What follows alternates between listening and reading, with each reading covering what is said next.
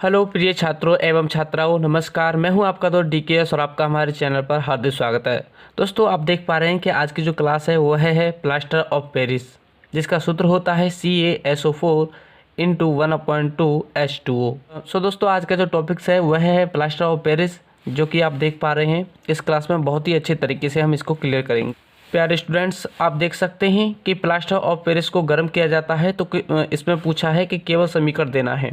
यहाँ पर जो 2020 की परीक्षा हुई थी उसमें मैंने आपके लिए कई बार इस पेपर को दिखाया है और कई बार इस प्रश्न के बारे में मैंने चर्चा की थी, लेकिन इस टॉपिक को मैं आज पढ़ा रहा हूँ। बहुत अच्छे तरीके से पढ़ाऊँगा, एक उस नए दृष्टिकोण के साथ पढ़ाऊँगा जिससे परीक्षाओं में प्रश्न बन सकते हैं और आते हैं और बने हुए हैं। जैसा कि आप देख पा रहे हैं, यहाँ पर पूछा गया है कि प्लास्टर ऑफ पेरिस को गर्म किया जाता है तो हमें केवल रिएक्शन देना है, तो गर्म करने पर कौन कौन से प्रोडक्ट्स उत्पन्न होते हैं। तो यहाँ पर हमें रिएक्शन देना है, बल्कि ये पूछ सकता है प्लास्टर ऑफ पेरिस बनाने की विधि क्या है, यानी मेथड ऑफ प्रिपरेशन पूछ सकता है प्लास्टर ऑफ पेरिस।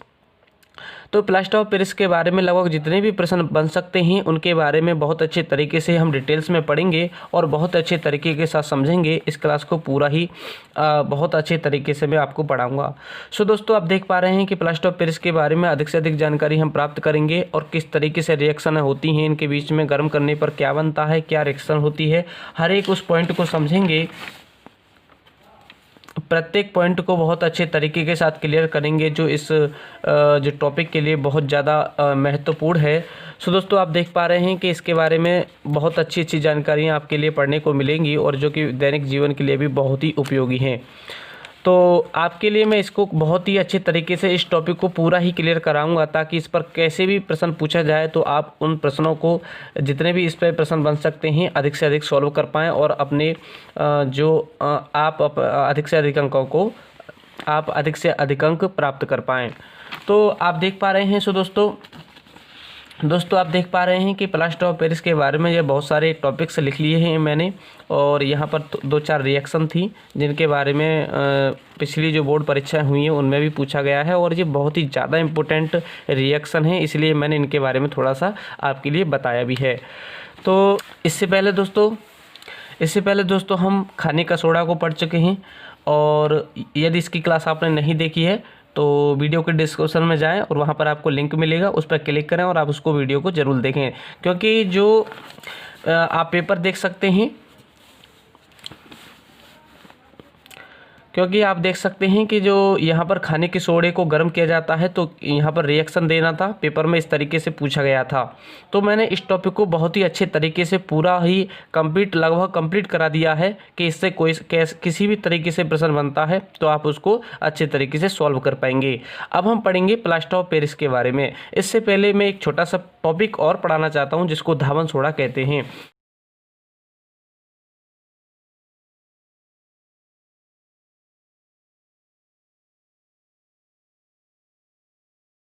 आप देख पाएंगे, मैं थोड़ा सा दिखाने की कोशिश करता हूँ। यहाँ लिखा हुआ देख सकते हैं आप, धावन सोडा, जिसको सोडियम कार्बोनेट यानी कि Na2CO3 × 10H2O से शो किया जाता है, यानी इससे हम लिखते हैं। तो यह जो टॉपिक है बहुत ही ज़्यादा इंपॉर्टेंट है, क्योंकि इस टॉपिक से भी बहुत बार परीक्षाओं में प्रश्न पूछे गए हैं। और आपके लिए दोस्तों हमने खाने के सोडा को हमने पिछली क्लास में पढ़ाया है और लवण भी पढ़ा दिए हैं, और यह सोडियम क्लोराइड यानी कि नमक की भी क्लास पहले आपके लिए पढ़ा दी गई है। और आप देख सकते हैं कास्टिक सोडा, इसको भी आप पढ़ चुके हैं। और देन इसके पश्चात आपके लिए व्यंजक चूर्ण पढ़ाया था। तो यदि आपने इस क्लास को नहीं देखा है तो आप उन क्लास को भी देख सकते हैं। बहुत ही ज़्यादा इंपॉर्टेंट क्लास है, क्योंकि इन टॉपिकों से प्रश्न लगभग हर परीक्षा में पूछे ही जाते हैं। सो दोस्तों, आप देख पा रहे हैं कि सबसे पहले मैं आपके लिए धावन सोडा पढ़ाऊंगा, देन उसके पश्चात पढ़ेंगे प्लास्टर ऑफ पेरिस के बारे में। यह टॉपिक भी बहुत ज़्यादा इंपॉर्टेंट है और इस टॉपिक को तो आपने देख ही लिया है कि बोर्ड परीक्षा में इससे प्रश्न कैसे पूछे जाते हैं। इन दोनों ही टॉपिकों को पूरी डिटेल्स में लगभग जितने भी क्वेश्चन बन सकते हैं आप इन टॉपिकों को पढ़ने के बाद सॉल्व कर पाएंगे। तो सबसे पहले इस टॉपिक को पढ़ लेते हैं, देन उसके पश्चात हम पढ़ते हैं प्लास्टर ऑफ पेरिस के बारे बारे में। तो दोस्तों यदि आप इस क्लास को अच्छे तरीके से वॉच करते हैं और अच्छे तरीके से अपनी तैयारी को बेहतर बना रहे हैं तो आप कमेंट करके ज़रूर बताएं। और यदि आप किसी भी टॉपिक पर जितना कुछ भी अपनी तरफ से राय रखना चाहते हैं, किसी भी टॉपिक पर आप कुछ कहना चाहते हैं या फिर आप कुछ जानते हैं तो साथ ही साथ थोड़ा सा कमेंट करते रहें और अपनी राय भी आप कमेंट बॉक्स में अपनी राय भी रख सकते हैं और बहुत ही अच्छे तरीके के साथ। सो दोस्तों आप अपनी कमेंट करते रहे तो दोस्तों आप कमेंट ज़रूर करें और साथ ही आपसे जुड़े हुए आपके जितने भी फ्रेंड या फिर भाई बहन, आपके जितने भी रिलेटिव हैं, यदि आप वह किसी भी माध्यम से आपसे जुड़े हुए हैं तो दोस्तों आपसे विनती है कि आप उन्हें भी हमारे चैनल से जोड़ें और अपनी तैयारी को बेहतर बनाएं। तो दोस्तों आप कमेंट ज़रूर करना और बहुत ही अच्छे तरीके से अपनी तैयारी को अच्छा बनाते रहना। और आप अपनी इस क्लास को दोस्तों पूरा ज़रूर देखना ताकि यह जो टॉपिक्स हैं आपके लिए बहुत अच्छे तरीके से समझ में आ जाएं और बहुत अच्छे तरीके से यह टॉपिक्स तैयार हो जाएं। यानी कि ये जो टॉपिक्स है लगभग जितने भी प्रश्न इनसे बने आप उनको सॉल्व कर पाएँ और अधिक से अधिक अंक प्राप्त कर पाएँ। चलिए दोस्तों क्लास को शुरू करते हैं। सबसे पहला टॉपिक्स है हमारा क्या है, धावन सोडा, जिसको सोडियम कार्बोनेट के नाम से जाना जाता है। किस नाम से जानते हैं? सोडियम कार्बोनेट, जिसको हम लिखते हैं Na2CO3 पॉइंट लिखा है, जिसको इंटू भी पढ़ देते हैं 10H2O। इस प्रकार से हम इसको रासायनिक सूत्र द्वारा या कहें तो अणुभार द्वारा दर्शाते हैं। यहाँ पर लिखा है इसका अणुभार जो होता है 286 होता है। अब हम बात करते हैं मेथड ऑफ प्रिपरेशन, यानी कि निर्माण की विधि क्या होती है, हम किस तरीके से बना सकते हैं, इस पर प्रश्न किस तरीके से बनता है उसको भी मैं आपको बताऊँगा। तो इसकी निर्माण की विधि तो बहुत बार पूछी गई है परीक्षा में, बहुत ही ज़्यादा इम्पोर्टेंट है। तो सबसे पहले आप पढ़ेंगे रिएक्शन को समझें किस तरीके से बनाया जाता है, उसके पश्चात आप लिख तो अपने आप से ही देंगे यदि रिएक्शन को समझ लेते हैं। तो इसको बनाने में दोस्तों 3 स्टेप में इसको पूरा किया जाता है। क्या है यहाँ पर लिखा हुआ देख सकते हैं, धावन सोडा या धोने का सोडा का निर्माण जो है NaCl से क्रिया द्वारा निम्नलिखित 3 चरणों में किया जाता है। यानी नमक की क्रिया कराई जाती है और 3 चरणों में हम इसको प्राप्त करेंगे। क्या होता है? सबसे फर्स्ट स्टेप होता है हमारा कि NaCl के ठंडे तथा सांद्र विलयन की क्या है, यहाँ पर समझ सकते हैं कि NaCl यानी नमक की बात कह रहा है, ठंडे तथा सांद्र का मतलब होता है गाढ़ा, विलयन की अमोनिया जिसको हम NH3 से लिखते हैं, यह गैस होती है अमोनिया, तथा CO2 गैस यह कार्बन डाइऑक्साइड गैस होती है, से क्रिया द्वारा NaHCO3 प्राप्त कर लेते हैं। सो दोस्तों आप देख सकते हैं कि NaCl ले लिया है, अमोनिया ले ली है, जल लिया है और CO2 गैस भी ले ली है। यह 4 जो अभिकारक हैं, अभिकारक का मतलब होता है वे जो यौगिक जो अभिक्रिया में भाग लेते हैं अभिकारक कहलाते हैं। तो अभिकारक कौन कौन है इनमें? यह चारों ने भाग लिया है और प्रोडक्ट्स यानी कि उत्पाद कहलाते हैं जो निर्माण होता है। तो आप देख पा रहे हैं नमक है, अमोनिया है जिसको NH3 से लिखते हैं, जल है यानी H2 है और CO2 है, इनकी क्रिया कराते हैं तो हमें सोडियम बाइकार्बोनेट यानी NaHCO3 plus NH4Cl, sodium bicarbonate plus ammonium, NH4 जो होता है वह होता है अमोनियम और Cl का मतलब होता है क्लोराइड। यहाँ पर मैंने लिखा है कि अमोनियम क्लोराइड, जिसको हम नौसादर के नाम से जानते हैं। नौसादर बनाने की विधि में भी आप इस रिएक्शन को लिख सकते हैं।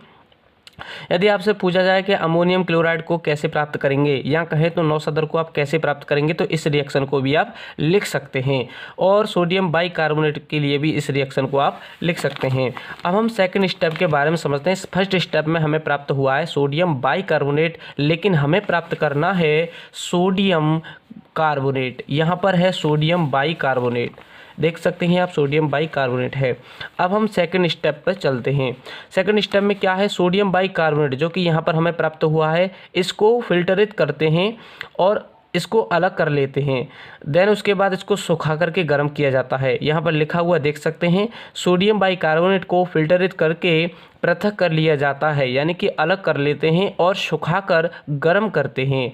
अब क्या होता है यहाँ पर बहुत ही इम्पोर्टेंट पॉइंट यहाँ पर ध्यान देंगे आप कि गर्म होने पर जो NaHCO3 होता है यानी कि खाने का सोडा अपघटित होकर, मैंने यह रिएक्शन आपके लिए वहाँ पढ़ाई थी और यह रिएक्शन जो है इस पेपर में भी पूछी गई थी। आप देख पा रहे हैं यहाँ पर पूछा था पेपर में कि खाने के सोडे को गर्म किया जाता है तो क्या होता है, आपको रिएक्शन देनी थी और 1 मार्क का यह क्वेश्चन था। तो वही रिएक्शन है यह। गर्म होने पर जो सोडियम बाइकार्बोनेट होता है अपघटित होकर यानी कि टूट जाता है, सोडियम कार्बोनेट में टूटता है और भी इसके साथ जैसे कि जल है और CO2 गैस भी अपघटन के द्वारा प्राप्त होते हैं। तो आप देख रहे हैं कि गर्म होने पर सोडियम बाइकार्बोनेट अपघटित होकर Na2CO3 यानी कि सोडियम कार्बोनेट का निर्माण करता है। यहाँ पर रिएक्शन जो है बहुत ही ज़्यादा इम्पोर्टेंट रिएक्शन है। कैसे होता है, यहाँ पर 2 अणु लिए जाते हैं धावन सोडा प्राप्त करने के लिए। सोडियम बाइकार्बोनेट के 2 अणु यानी कि 2NaHCO3 इजकल टू के ऊपर मैंने डेल्टा लिखा है या फिर ऑब्लिक लिख करके ऊष्मा लिखा है। आप डेल्टा का मतलब होता है गर्म करने पर और ऊष्मा लिख देंगे तो इसका भी मतलब है गर्म करने पर यानी कि हीटिंग कर रहे हैं इसे। अब आप देख पा रहे हैं कि जैसे ही हमने इसको गर्म किया तो यहाँ पर हमें प्राप्त होते हैं Na2CO3 plus H2O plus CO2 यानी कि इन तीनों के द्वारा हमने इसका निर्माण पिछली जो क्लास में पढ़ाया था उसमें आपके लिए कराया था कि इसका इन तीनों के द्वारा सोडियम बाइकार्बोनेट का निर्माण होता है। अब जैसे ही इसको अपघटित करना होता है तो इसको हम गर्म करते हैं और यह इन अभिकारकों जिन अभिकारकों से बना था उन्हीं में यह विघटित हो जाता है। तो सोडियम कार्बोनेट हमें प्राप्त हो गया है जिसको हम सोडा क्षार कहते हैं। सोडा क्षार क्यों नाम रखा गया है इसका, क्योंकि यह क्रिस्टल के रूप में सूखा है, इसमें जल के एक भी अणु नहीं है। जबकि सोडियम जो कार्बोनेट होता है यानी कि धावन सोडा जो होता है उसके साथ जल के 10 अणु होना है तो ही उसको हम कहते हैं सोडियम कार्बोनेट के धावन सोडा। यदि इसके साथ जल के 10 अणु जुड़ जाते हैं यानी कि इसको नमी युक्त कर दिया जाता है, इसमें जल के 10 अणु मिल जाते हैं तो यह बनता है धावन सोडा। और जैसे ही यह निर्जल जो सोडियम कार्बोनेट होता है उसको सोडा क्षार भी कहा जाता है। अब हम 3rd स्टेप पर चलते हैं। जो 3rd स्टेप होता है इसमें क्या होता है, इसमें होता है सोडा क्षार को जल में विलय किया जाता है। यानी ये जो सोडा क्षार होता है इसमें तो जल की मात्रा है नहीं लेकिन सोडा क्षार है, इसी को हम जल में विलय करेंगे और देन उसके पश्चात हम धावन सोडा को प्राप्त करेंगे। यहाँ पर लिखा हुआ देख सकते हैं आप, सोडा क्षार को जल में विलय किया जाता है तथा क्रिस्टल जल के 10 अणु युक्त धावन सोडा को प्राप्त करने के लिए पुनः क्रिस्टलित किया जाता है। आप रिएक्शन भी देख सकते हैं कि सोडियम कार्बोनेट लिया है और जैसे ही हम इसको जल में विलय करते हैं देन उसके पश्चात हमें प्राप्त होता है सोडियम कार्बोनेट प्लस में इसके 10 अणु इसके साथ जुड़ जाते हैं जिसको हम पढ़ते हैं धावन सोडा। तो आप देख पा रहे हैं इसके जो फिजिकल प्रॉपर्टीज होती हैं वह क्या होती हैं, तो आप देखेंगे कि भौतिक गुणों के बारे में अब हम समझते हैं। तो इसका जो गलनांक होता है 850 डिग्री सेल्सियस होता है। यह सफ़ेद रंग का क्रिस्टलीय ठोस पदार्थ होता है। अगला पॉइंट है यह जल में घुलने के पश्चात ऊष्मा उत्पन्न करता है, यानी कि यदि इसको जल में घोला जाता है तो यह थोड़ा थोड़ा हीटिंग करने लगता है। अगला पॉइंट है निर्जल सोडियम निर्जल जो होता है जहाँ पर जल के अणु नहीं होते, निर्जल सोडियम कार्बोनेट को सोडा ऐश कहा जाता है। यह मैंने आपके लिए अभी बताया था। इसके जलीय विलयन में क्या होता है, जल के 10 अणु होते हैं, आप देख सकते हैं, जिसे हम क्या कहते हैं, धावन सोडा कहते हैं। अब हम बात करेंगे केमिकल प्रॉपर्टीज़ के बारे में, जिसको आप देख पा रहे हैं कि Na2CO3 के रासायनिक गुण क्या हैं। सबसे पहला आप फैक्ट जोड़ेंगे कि Na2CO3 को हवा में खुला छोड़ने पर यह जो है इसके क्रिस्टल जल के 9 अणु निकलने के पश्चात Na2CO3 इंटू H2O यानी सोडियम मोनोहाइड्रेट में बदल जाता है। यानी जैसे ही इसको हम हवा में छोड़ देंगे इसको खुला हुआ तो इससे जल के जो 9 अणु हैं वह निकल जाते हैं, केवल जल का 1 अणु रहता है जिसके द्वारा हमें प्राप्त होता है Na2CO3 इंटू H2O जिसको सोडियम मोनोहाइड्रेट कहा जाता है। मोनो का मतलब होता है 1, इसी कारण हम पढ़ते हैं मोनोहाइड्रेट। यहाँ पर लिखा हुआ देख पा रहे हैं आप कि Na2CO3 को हवा में खुला छोड़ने पर क्रिस्टल जल के 9 अणु निकलने के पश्चात यह Na2CO3 इंटू H2O में बदल जाता है। यहाँ पर रिएक्शन किस तरीके से होती है यह भी हम समझेंगे। इसका मतलब है अतः Na2CO3 यहाँ पर इंटू H2O यानी कि 10 अणु आप देख पा रहे हैं इसके साथ जुड़े हुए होते हैं, एक उत्फुल्ल यौगिक है। यानी कि यहाँ पर जल के जो अणु हैं 10 जुड़े हुए होते हैं। कितने अणु जुड़े होते हैं? 10 अणु जुड़े हुए होते हैं। अब हम रिएक्शन देखेंगे किस तरीके से यह अणु इससे निकल जाते हैं। तो Na2CO3 को इंटू 10H2O को हमने खुला छोड़ा है, देन उसके पश्चात हमें प्राप्त होता है Na2CO3 into H2O plus 9H2O, यानी कि यहाँ पर जल की मात्रा लगभग जो जल के 9 अणु हैं वह निकल चुके हैं। और अब हम देखेंगे कि Na2CO3 को जो इसको यदि हम गर्म करें तो हमें क्या प्राप्त होता है। जैसे ही हम Na2CO3 और जहाँ पर जल का एक अणु है यदि इसको हम गर्म कर दें तो यह निर्जल सोडियम कार्बोनेट में बदल जाता है। जैसा कि आप देख पा रहे हैं कि जिसको हम सोडा क्षार भी कहते हैं, Na2CO3 इंटू H2O, यदि इसको हम गर्म करें तो Na2CO3 प्लस H2O यानी कि वह अणु भी निकल जाता है और यहाँ पर हमें प्राप्त होता है निर्जल सोडियम कार्बोनेट, जिसको सोडा एस भी कहा जाता है, सोडा क्षार भी कहा जाता है। जैसे कि आप दोबारा से देखें कि Na2CO3 को और जहाँ पर जल का एक अणु था उसको हमने गर्म किया है और गर्म करने पर इसका जो एक अणु शेष था वह अणु निकल गया है और यहाँ पर निर्जल सोडियम कार्बोनेट हमको प्राप्त हुआ है, जिसको हम कहते हैं सोडा क्षार या सोडा एस के नाम से इसको जानते हैं। अगली प्रॉपर्टीज के बारे में बात करते हैं इसकी। तो सोडा एस जो होता है यानी कि सोडियम कार्बोनेट जो होता है ऊष्मा के प्रति स्थायी होता है, यानी कि यह हीटिंग भी करता है। यह 850 डिग्री पर अपघटित ना होकर पिघल जाता है। यदि 850 डिग्री सेल्सियस टेम्परेचर पर इसको गर्म किया जाए तो यह अपघटित नहीं होता, यानी कि यह उन कंपाउंड्स में नहीं टूटता जिसके द्वारा इसे बनाया जाता है। तो अब आप कह सकते हैं कि यह कब टूटता है? 850 डिग्री टेम्परेचर तक यदि इसको हम गर्म करें तो यह टूटता नहीं है बल्कि यह केवल पिघलता है।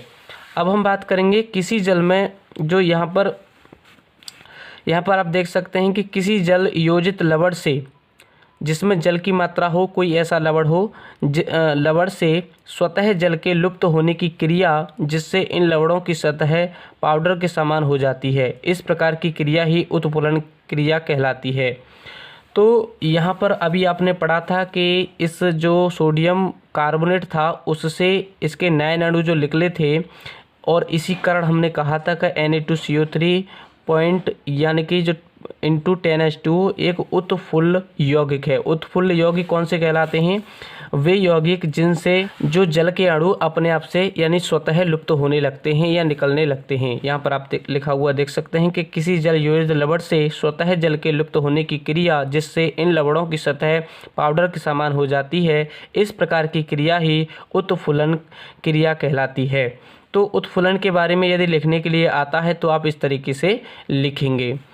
तो आपने देखा कि सबसे पहले उसके जल के अणु 9 अणु निकल चुके थे, देन उसके पश्चात एक अणु उसको यदि हमने गर्म किया तो एक अणु जो था वह भी निकल गया, जैसे कि हमें प्राप्त हुआ Na2CO3 जिसको सोडा एस के नाम से जानते हैं। सो दोस्तों, आप इस टॉपिक को बहुत ही अच्छे तरीके से समझ चुके होंगे। यदि आपके लिए कोई भी डाउट में पॉइंट रहता है तो आप कमेंट कर सकते हैं। हमारी पूरी कोशिश रहती है कि कोई भी डाउट आपके लिए ना रहे।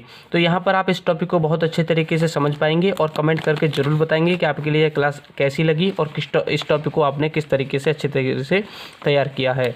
तो बहुत ही अच्छे तरीके से इसको तैयार करेंगे। आप देख सकते हैं कि जो पूरा टॉपिक था उससे किस किस तरीके से प्रश्न पूछे जा सकते थे। लगभग मैंने पूरे ही इसके टॉपिक को कंप्लीट करा दिया है। अब देन इसके पश्चात हम पढ़ने वाले हैं, अब हम इस टॉपिक के पश्चात पढ़ने वाले हैं प्लास्टर ऑफ पेरिस के बारे में पढ़ने वाले हैं। इससे पहले थोड़ा सा पढ़ते हैं कि इसके जो है धावन सोडा के जो उपयोग हैं वह क्या होते हैं। तो इसका जो प्रयोग होता है दोस्तों, प्रयोगशाला में अभिकर्मक के रूप में होता है। दूसरा है जल की कठोरता को दूर करने में, यानी जो कठोर जल होता है उसको मृदु बनाने में इसका प्रयोग किया जाता है। सबसे पहला पॉइंट क्या था? प्रयोगशाला में अभिकर्मक के रूप में इसको आप याद रखेंगे। दूसरा है जल की कठोरता जो होती है, यहाँ पर लिखेंगे कि जल की कठोरता को दूर करने में इसका प्रयोग किया जाता है, यानी धावन सोडा का प्रयोग किया जाता है। आग बुझाने वाले यंत्रों में किया जाता है। चौथा है पेट्रोलियम के शोधन में, यह विशेष पॉइंट है, पेट्रोलियम के शोधन में भी इसका प्रयोग किया जाता है तथा धातु के शोधन में भी प्रयोग किया जाता है। अगला पॉइंट है धातु कार्बोनेट बनाने में, यानी धातुओं के जो कार्बोनेट होते हैं उनको बनाने में भी इसका प्रयोग किया जाता है। अभी आपने पिछली क्लास में पढ़ा था कि बेकिंग पाउडर यानी कि जो खाने का सोडा है, इन खाने का सोडा का बनाने में इसका ही प्रयोग किया था।